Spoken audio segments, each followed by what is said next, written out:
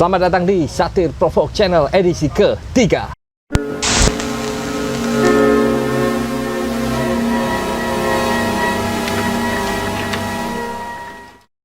Selamat datang di edisi ketiga untuk Satir Provok Channel. Kali ini saya nyore di salah satu ruang publik dan seni di namanya Rumah Banjarsari. Dan saya sudah sama beliau. Ini adalah founder ya. Saya manggilnya Pak Peng. Pak Peng ini dulu juga mantan bos saya. Tapi sudah sangat lama. Dan Pak Peng, ceritain sedikit dong tentang Rumah Banjarsari. Ya, Rumah Banjarsari itu kita beri tagline ruang publik dan ruang seni. Ruang publik dan ruang seni. Ya, itu kita mencoba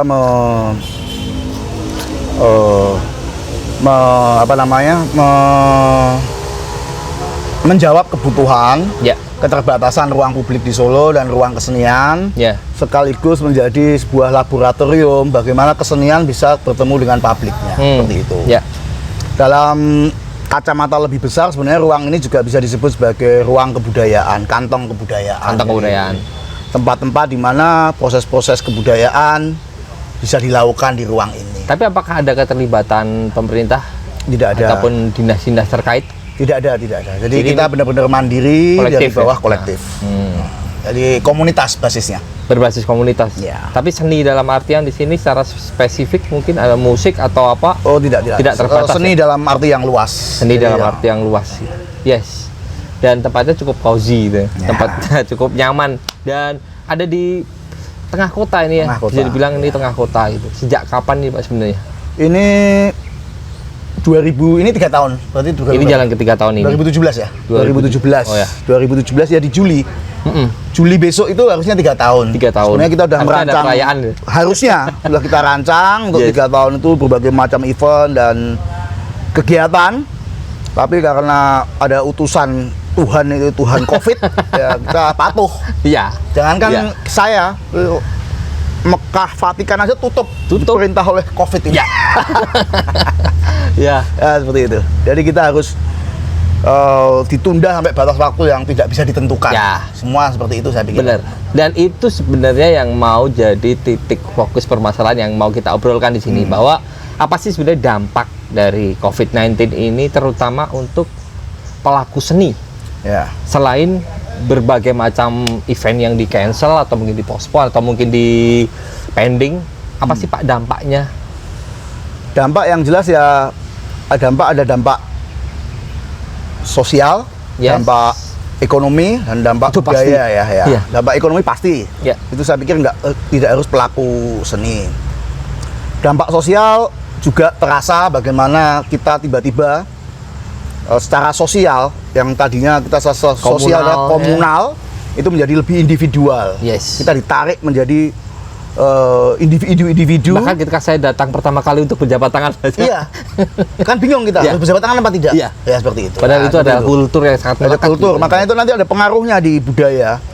Sehingga saya, bukan cuma saya, banyak yang menulis juga setelah ini selesai, itu sebenarnya sudah tidak mungkin kita kembali ke tatanan yang kita sebelum ada COVID, sebelum ada Corona. Kita akan mengalami perubahan-perubahan yang cukup radikal, bahkan secara kebudayaan, secara kultur. Karena bayangkan hal-hal yang lebih fundamental, misalnya seperti agama ya. Di Indonesia itu agama itu kan udah luar biasa. Ya. Itu tiba-tiba menjadi sholat Jumat itu tidak. Yes. Jamaah itu tidak baik berkumpul. Kita harus merenggang ke tempat-tempat ibadah tutup dan sebagainya. Itu cukup fundamental ya. Kemudian kultur sehari-hari yang kita intim, salaman dan sebagainya. Ya, apalagi kita orang Jawa, Solo Orang Jawa, spesifiknya iya kan. iya. Kemudian kita tiba-tiba yang dari kecil kita diperintah tentang bagaimana cuci tangan, bagaimana itu tiba-tiba perubahan itu begitu drastis dengan ini kan. Kita sebentar ritual seperti ini tuh sekarang udah, ya kan? Bawa ini perlengkapan ini. Iya, Tiba-tiba iya. kita dipaksa untuk seperti itu ya. Iya. Kan? Tapi itu tadi, apakah dengan perlengkapan hand sanitizer kemudian masker ini karena himbauan atau memang kesadaran untuk lebih awareness terhadap virus ini? Saya pikir belum sampai kesadaran ya. Masih jadi kita gagap Ya, takut. benar. Kemudian ini masih sebagai pelampiasan rasa takut. Jadi kita merasa kalau kita sudah bawa hand sanitizer dan kita ada perasa lebih nyaman. Menstimulasi diri sebenarnya. Padahal belum tentu. Kalau kita belum tentu ya, mencegah iyalah. Ya. Belum tentu kan, ini saya juga nggak tahu nih standarisasi masker saya kayak apa. Ya kan. Kalau ini apa namanya, serat-seratnya itu bisa ditembus virus pada dasarnya. Itu kan, dapat harga berapa? Ini sumbangan. Oh, hampir semua. Sumbangan, ini juga sumbangan nih, sumbangan teman-teman. Botolnya aja cari sendiri. Jadi masih ada ya Pak, semisal di samping harga masker, orang-orang yang akhirnya memanfaatkan situasi ini untuk berdagang. Oh ya. Tapi juga masih ada orang-orang yang punya jiwa sosial tinggi yang terutama untuk bagi-bagi masker, setidaknya seperti itu. Iya, masih ada. Nah, itu jiwa solidaritas. Nah, akhirnya gini, ada paradoks di mana COVID itu membuat kita tidak komunal lagi ya. Jadi kita terpisah, stay at home di rumah. Nah, jadi orang tiba-tiba rebahan di rumah bisa menjadi pahlawan. Itu kan membalik nilai-nilai semua. Nah, tetapi sebenarnya tidak akan selesai permasalahan corona ini apabila kita selesaikan dengan cara seperti itu, dengan cara egoisme, mementingkan diri sendiri. Nanti pada prinsipnya harus ada kerjasama, harus ada solidaritas, baik di wilayah global bangsa-bangsa maupun di wilayah sipil, komunal yang lebih kecil. Tanpa kerjasama ya, seperti sekarang ini, hari ini kita baca berita bahwa Cina sudah memasuki gelombang kedua, masuk lagi. Artinya Cina sebenarnya tidak bisa menyelesaikan permasalahan sendiri tanpa dia membantu kerjasama dengan negara-negara yang lain. Karena kalau dia selesai, dia kan nggak mungkin mengisolasi diri selamanya. Orang yang di rumah nggak mungkin mau selamanya di rumah. Dia akan terhubung dengan penjual bakso, terhubung dengan kelontong, GoFood dan sebagainya. Nah, kalau dia nggak memikirkan masyarakat ini, persoalan-persoalan mereka tidak aware, dia mementingkan diri sendiri, ya lama-lama kena juga lagi gitu. Gelombang kedua dan sebagainya. Padahal sebenarnya ini virus dimanapun itu obatnya ya vaksin. Walaupun katanya sudah ditemukan vaksin. Ya sampai sekarang belum ada. Iblis ya, masih bersifat katanya, tapi nyatanya belum ada sampai sekarang vaksinnya, dan diperkirakan paling cepat 1 tahun penemuan vaksin ini dengan uji coba klinis dan sebagainya. Artinya sebelum ada vaksin, itu yang bisa kita lakukan cuma mencegah, memperlambat penularan, memperkuat imun supaya tubuh bisa melawan sendiri, tapi tidak bisa kebal karena belum ada vaksinnya kan seperti itu. Nah, selama untuk mencegah itu, satu-satunya cara adalah solidaritas dan kerjasama, tapi dengan frame yang baru, yaitu dengan ada protokol-protokolnya yang seperti itu. Nah, seperti itu. Dan juga kembali lagi ke dampak tentang masalah untuk kesenian, terutama untuk pelaku seninya gitu Pak. Ada beberapa pelaku seni yang memang dia mencari duit dari keseniannya, itu sudah pasti kan. Dan ada lagi untuk pelaku ruang kesenian seperti itu. Sebenarnya efek ekonomi itu pasti kan berpengaruh gitu. Cara untuk mempertahankan ini gimana Pak? Nah, sebelum saya jawab itu, jadi kesenian ada kesenian dalam arti yang luas. Kemudian ada kesenian yang seperti yang banyak kita kenal itu kan industri keseniannya. Industri kesenian pasti mati. Industri kesenian mati, mereka mencoba mengatasinya di industri kesenian melalui pentas-pentas online dan sebagainya. Tapi entah bagaimana perkembangannya, ini tentu masih dicari. Kemudian seni-seni yang lebih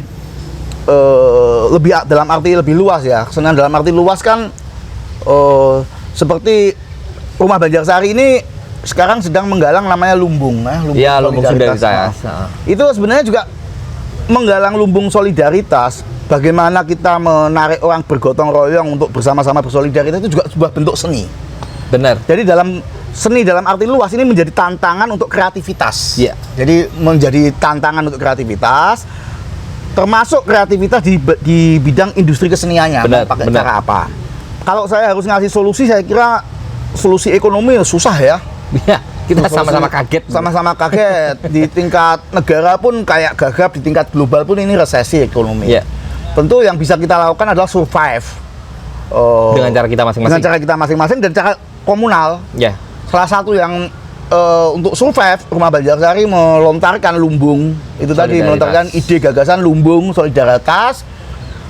Kita menghimpun dari banyak orang bahan-bahan pokok yang itu fungsinya lumbung. Jadi nanti ini kan berjalan lama ini. Ya. Bulan kedua, bulan ketiga dan seterusnya. Di bulan ketiga mungkin kita nggak Nggak seperti sekarang. Sekarang kita masih bisa mengakses bahan makanan ya. Iya. Kita nggak tahu di bulan ketiga. Sisa gaji masih ada iya, juga. Sisa gaji masih ada. Tapi nggak tahu di bulan ketiga seperti apa. Benar. Tapi kalau kita punya lumbung di sebuah komunitas, minimal kita menabung rasa aman. Nah, di samping lumbung itu berfungsi sebagai stok bahan pokok, Ya. juga ini merupakan lumbung ide dan gagasan, sehingga ini bisa dikeduk, diambil, diterapkan di komunitas-komunitas lain Ya. dengan versinya masing-masing. Seperti itu. ketika Ya. kita zaman dulu kita tarik ke belakang seperti ada istilah pagebluk gitu ya. Pak. Ya, ya dulu Pak Geblok selalu kita tapi masih memiliki kultur lumbung. Ya. Sekarang kan hilang. Ya. Ketahanan pangan kita itu sekarang tergantung impor. Nah itu persoalan di ketahanan pangan. Dan Ya. dulu ada lumbung. Sekarang kenapa nggak ngelumbung? Karena kalau paceklik pemerintah impor, itu loh permasalahannya. Ya. Dan sekarang padahal misalnya kita impor dari mana? Vietnam. Ya, belum tentu dalam bulan-bulan ke depan Vietnam mau ekspor karena Ya. dia juga harus mencukupi kebutuhan dalam Benar, negerinya. ya. Nah, dari mana kita? Satu-satunya yang ready ya mie instan. Mie instan. Mau nggak mau ketahanan pangan kita paling realistis itu mie instan. Sial banget toh. Nah itulah fungsinya kita lumbung. Kita mencoba sama teman-teman yang punya lahan tanam singkong. Kita Ya. di belakang juga ikan dan sebagainya. Kemarin saya juga sempat ngobrol-ngobrol, bikin podcast untuk keliling di daerah Salatiga itu. Ada beberapa di sana di daerah di desa itu memang mereka seakan-akan saya sudah siap karena alam saya kaya seperti itu. Tapi permasalahan itu berbeda jauh dengan masyarakat yang di kota. Iya. Waktu awal pemerintah mengeluarkan ultimatum bahwa COVID sudah masuk ke Indonesia, orang-orang menyerbu supermarket, Pak. Ingat nggak waktu itu? Iya, iya. Dan Panic buying. panic buying, orang-orang seperti itu. Dan menurut Pak Peng sendiri, wajar atau tidak masyarakat kota akhirnya panic buying dalam COVID-19 ini? Sebagai reaksi saya pikir sebenarnya wajar. Tapi itu saya bukan mengatakan wajar, bukan berarti mengatakan bahwa itu benar. Yes. Saya tidak mengatakan itu benar, tapi reaksi masyarakat urban yang mana di rumahnya juga tidak punya kultur lumbung tadi. Saya kembali ke lumbung. Itu saat dia tahu bahwa ada wabah, Ya. dia karena uangnya itu nggak bisa dimakan. Dia punya uang banyak, dia harus stok makanan. Ya, makanya dia borong-borong semua keperluan itu. Iya. Sedangkan di desa relatif lebih aman. Saat di kota panic buying saya punya relasi di desa-desa, mereka masih cukup tenang. Cuma ini menjadi masalah apabila kita tidak bisa mengelola arus mobilitas yang dari kota pulang ke desa, mudik dan sebagainya. Iya. Itu akan menjadi masalah saat COVID ini mulai menyerbu desa. Benar. Nah, desa punya ketahanan pangan, tapi dia tidak punya fasilitas kesehatan. Yes. Itu. Itu lebih parah sebenarnya. Lebih parah. Itu Lebih kita parah. harus hati-hati di situ. Dan sebagai antisipasinya kalau kita ngomongin untuk regional kota kita, Solo, pemerintah sudah melakukan berbagai macam cara termasuk untuk mengkarantina pemudik. Apakah itu efektif, Pak? Ya setidaknya saya pikir itu ya. Kalau efektif dalam arti teknis kita perlu buktikan. Tetapi efektif membendung saya pikir ya cukup bagus. Karena begini, dengan mengumumkan karantina orang kan berpikir dua kali. Ya. Untuk ke Solo dalam arti mudik, karena dia nggak mau pulang ke Solo sebenarnya waktunya cuma seminggu, tapi 14 hari disebut hari ngatang-ngatang kan nggak mau. Tapi ada dua hal yang perlu dicermati, kita harus cermat. Orang pulang dari Rantau, kota besar, ya. katakan dari Jakarta yang epicentrum yang paling bahaya kan dari Jakarta epicentrumnya nih. Itu ada dua hal, memang mudik. Mudik itu artinya nanti dia mau kembali lagi ke Jakarta, dia masih stay di Jakarta, ini cuma mudik. Mau ruahan, mau segala macam keperluan mudik. Yang satu lagi sebenarnya bukan mudik. Dia di PHK. Pengungsi ya. Iya, iya kan, dia ada di Jakarta, di PHK, nggak ada kejelasan Ya. dari mana dia harus makan. Di kota besar kan punya uang nggak makan. Ya, sama seperti kejadian yang di Bali itu. Ya dia ngungsi. Mau diancam apapun pasti nekat. Iya. Dia mencari akarnya, pulang, mencari ketenangan batin, ketemu keluarganya. Iya. Mangan ramangan asal kumpul kan Benar. gitu. Nah itu harus cermat dan dibedakan perlakuannya. Kalau orang-orang yang mau mudik, kemungkinan besar dia berpikir dua kali. Yang maksudnya orang mudik itu cuma mau seneng-seneng ke Solo, Ya. berpikir dua kali lah. Apalagi Solo zona merah ya, Ya. ditetapkan saya pikir. Tapi yang orang pengungsi Itu orang-orang korban, orang-orang kalah lah katakan gitu. Yang dari itu yang udah pasti nekat itu. Iya. Dan kemudian ada hadiah untuk narapidana juga. Iya kan? Ada beberapa narapidana yang akhirnya dilepaskan. Entah dengan alasan apa kita juga kurang paham. Sebenarnya saya pribadi sebenarnya kurang paham dan untuk menalar itu sebenarnya saya juga ya masih meraba-raba gitu. Cuman menurut Papeng sendiri pada akhirnya banyak sekali entah ini hoax atau tidak, pada akhirnya narapidana yang akhirnya berbuat kriminal lagi ketika dia sudah dikeluarkan gitu. Dan balik lagi dari kacamata sosial Papeng sendiri, apakah harus seperti ini? Langkah pemerintah ini udah bener? Ya nggak masuk akal sih, saya sendiri susah menalar itu. Ya. Dalam posisi gini, kalau perkara ada berita-berita bahwa narapidana berbuat lagi itu sebenarnya itu tidak bisa menjustifikasi pendapat, karena itu berapa persen sih, kecil juga. Ya. Tetapi menjadikan narapidana itu mendapatkan stigma terlalu berat. Tetapi persoalannya begini, pemerintah dalam waktu bersamaan itu membebaskan narapidana dengan alasan untuk COVID karena penjara terlalu penuh. Iya. Terlalu penuh. Asimilasi gitu. Padahal bisa kan sebenarnya diatasi dengan kalau mereka tidak terhubung dengan dunia luar, mereka cukup aman sebenarnya di dalam. Ya kan? Dari mana mereka mau ketularan? Ya kan tertularnya nggak lewat udara kita. Iya. Kan berarti lewat pengunjung, lewat para sebenarnya juga sebanyak apapun orangnya juga itu aja. Itu aja ya. Nah, tetapi dia membebaskan narapidana dalam waktu lain, dia mengeluarkan semacam warning, ancaman akan menangkapi orang-orang yang kritis. Loh kan aneh. Ya. Loh, yang di penjara aja kamu keluarin kok, yang di luar malah bu ancam ditangkapin. Iya. Padahal cuma orang-orang kadang-kadang ngomel-ngomel di Facebook atau di medsos. Kita hidup susah nih, ya dibiarin ngomel, misuh gampang aja. Ya ini kan pemerintah banget misalnya, ini contoh ya, jangan ditangkap ya. Misalnya seperti itu ya kasihan lah. Ini adalah bentuk dari cara kita untuk merayakan demokrasi sebenarnya. Apalagi anak muda kan. Kecuali dia melakukan gerakan-gerakan yang memang berpotensi gerakan itu mau tapi beberapa kepolisian atau beberapa pihak itu sudah menganggap bahwa itu berpotensi gitu. Karena juga nggak logis juga alasannya gitu. Kalau cuma anak-anak muda bisa dipetani lah. Iya. Nggak mudah membuat gerakan itu. Iya, benar sekali. Nggak mudah membuat gerakan. Apalagi hari ini gitu. Semua sudah terdeteksi gitu. One Nation under CCTV kita sekarang gitu.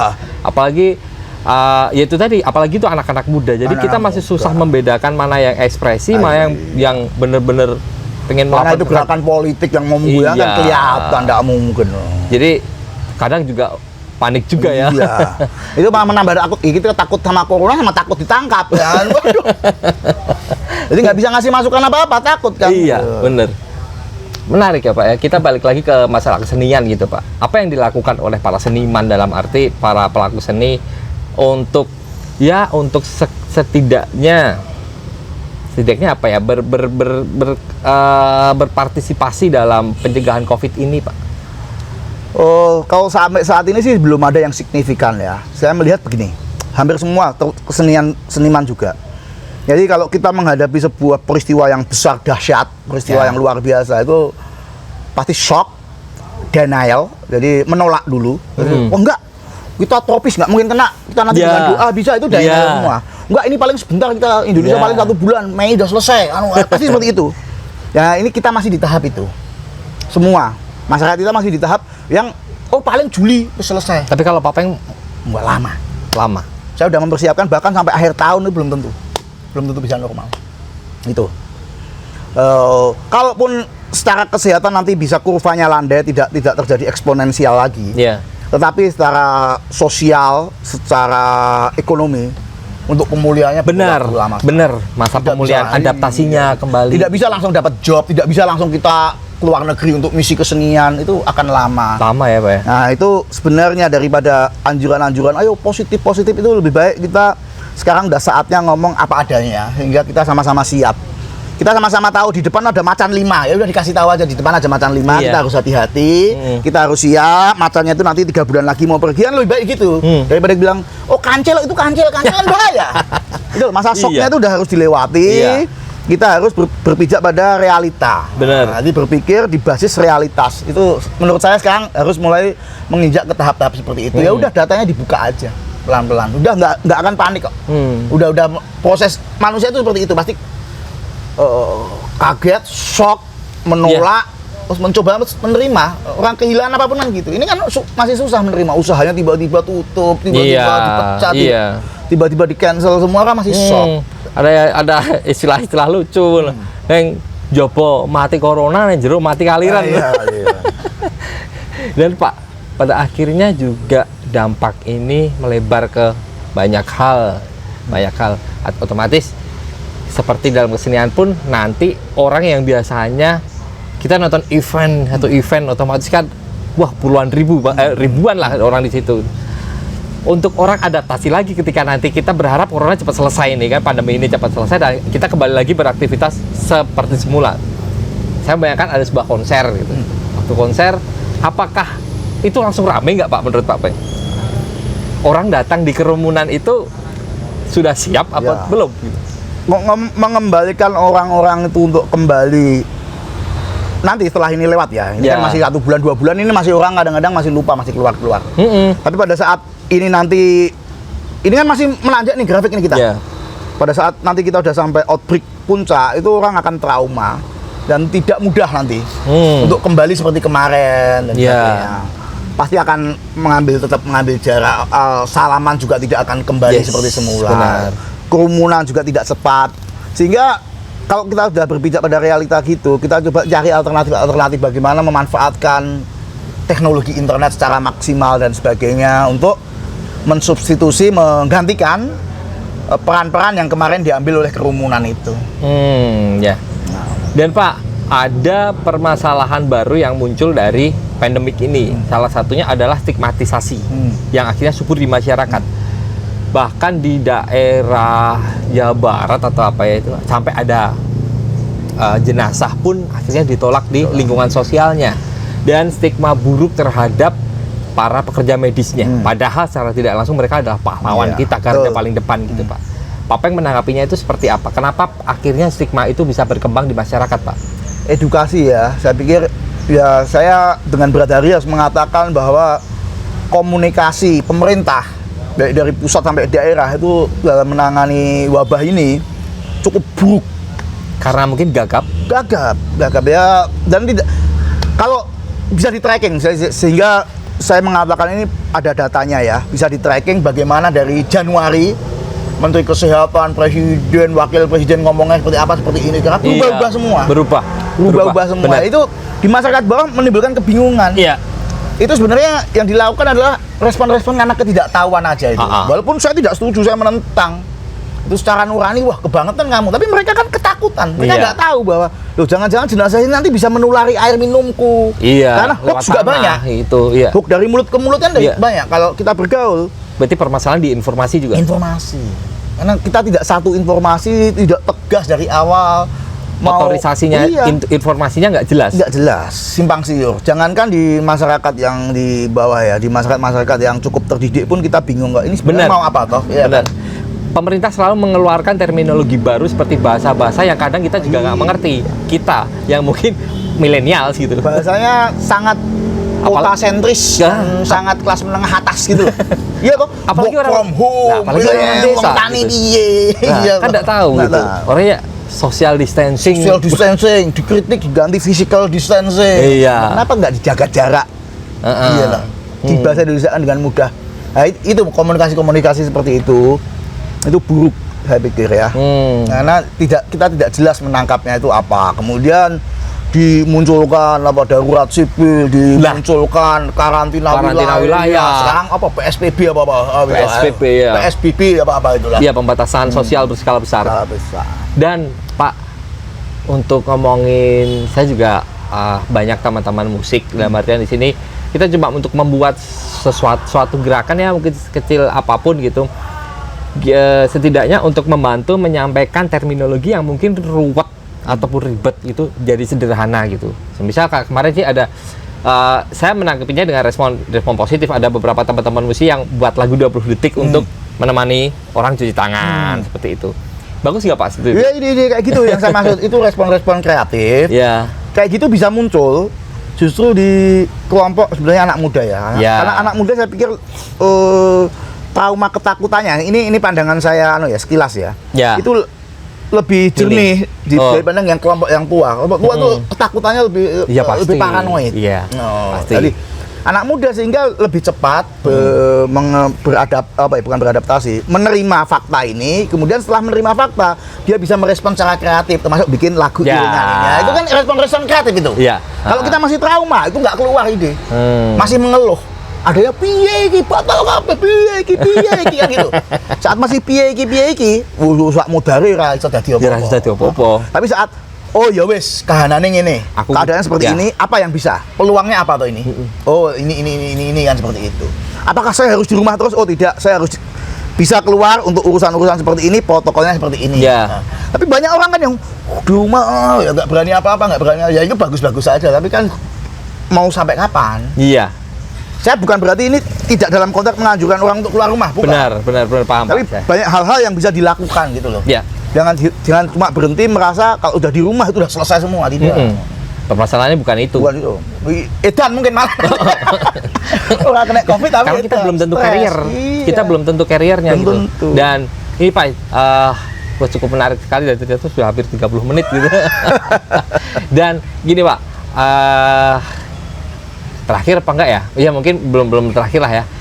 Kan pada akhirnya banyak, kalau tadi anak muda lebih siap, istilahnya gitu. Anak-anak muda, anak-anak millennials lebih siap dan meresponnya itu banyak sekali caranya. Tapi untuk orang tua Pak, orang tua yang notabene mereka sangat konvensional, pedagang-pedagang ini, yang pada akhirnya mereka nggak mungkin mau dirumahkan begitu saja. Dan dia bilang bahwa keterlibatan pemerintah belum dirasakan. Itu gimana Pak? Ya memang seperti itu faktanya. Faktanya mereka tiba-tiba pedagang-pedagang sini satu persatu gugur pulang ke kampungnya. Mereka nggak tahu apa-apa. Dan sebenarnya mereka korban. Karena Covid ini sebenarnya penyakit yang mana yang membawa bukan kelas mereka. Iya. Mereka nggak pernah kemana-mana kok. Benar. Kalau nggak ada orang riwariwi ke luar negeri, berhubungan dengan orang luar negeri, nggak masuk penyakit ini. Penyakit ini nggak dari Indonesia. Karena kemarin juga ada penelitian bahwa ternyata COVID-19 ini lebih banyak diderita kalangan menengah atas. Ya mereka yang punya mobilitas, punya akses, berhubungan dengan banyak yang globalitas. Iya. Kalau cuma dari kos dodol mie ayam ya sebenarnya nggak enak. Kecuali saat dia berhubungan dengan para kelas yang tadi, pembantunya dan sebagainya. Atau mungkin waktu ada seminar kayak di Bogor, kemudian di Kalimantan dan segala macam. Itu kelas menengah juga. Seminar di Bogor itu pengusaha-pengusaha loh. Iya. Kelas menengah dan kelompok-kelompok religius seperti yang di Goa, seperti itu. Dan tapi itu juga kelas menengah karena masih bisa pergi ke sana kok. Benturan masalah religi. Apalagi kita ngomongin bahwa ini mungkin seumur hidup saya ya Pak ya, mungkin seumur hidup saya kalau ini jadi, ini adalah kali pertama saya tidak boleh merayakan Idul Fitri, tidak boleh sholat Jumat, ya gak? Dan pada akhirnya itu akan menimbulkan stigma baru di masyarakat. Itu ada nggak Pak? Mungkin nanti permasalahan baru karena mungkin kan ada orang-orang yang tidak memilih untuk seperti itu. Maksudnya gini, saya mau ngomong sebenarnya agak berat hati ya. Ada beberapa orang-orang atau kelompok yang mereka tidak menghendaki keputusan pemerintah untuk tidak sholat berjamaah. Mereka tetap dengan prinsip keagamaan mereka gitu loh. Pasti ada ya perlawanan-perlawanan seperti itu. Tapi saya pikir menimbulkan masalah baru nggak Pak? Iya. Ini kalau kita melihat secara objektif ya, perilaku orang beragama dalam corona wabah ini, dalam Covid ini tidak ada atau belum ada kontribusinya. Justru merepotkan. Banyak merepotkan. Ini semua agama. Sampai semua agama, karena agama bersifat kerumunan dan agama-agama sekarang bersifat industrial yang sangat kapitalistik. Ya, mereka semuanya seperti itu. Tapi Covid ini nanti akan membawa ke sebuah perubahan paradigma kemungkinan besar tentang makna religiusitas baru. Jadi makna keberagamaan yang baru yang lebih melihat ke dalam, lebih hening mungkin gitu. Selama ini kan kita hingar-bingar di televisi di mana orang berkerumun seperti itu. Mungkin akan ada pemaknaan. Benar juga ya.